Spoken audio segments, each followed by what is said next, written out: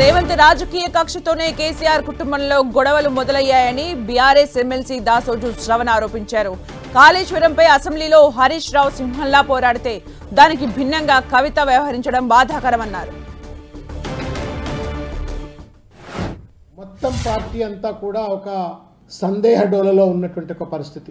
ఒక పక్కన ఒక దుర్యోధన మనస్తత్వంతో రేవంత్ రెడ్డి గారు పగతో, ప్రతీకారంతో, కక్షతో, కార్పణ్యంతో ఇవాళ కేసీఆర్ గారిని పట్ల అబద్ధాల కమిషన్లు వేసి అసత్య రిపోర్ట్లు తయారు చేయించి అసెంబ్లీ సాక్షిగా దుమ్మెత్తి పోస్తే దాన్ని ధీటుగా తిప్పికొట్టినటువంటి ఒక వ్యక్తి హరీష్ రావు గారు.